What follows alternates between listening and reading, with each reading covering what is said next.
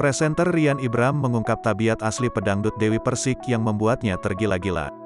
Tanpa ragu Rian Ibram menyebut mantan istri Angga Wijaya merupakan sosok yang tulus membantu orang lain, suka menolong dan sangat berbakti ke orang tua. Bahkan ada perlakuan spesial Dewi Persik yang membuat Rian Ibram merasa nyaman dengan kebaikan sang pedangdut.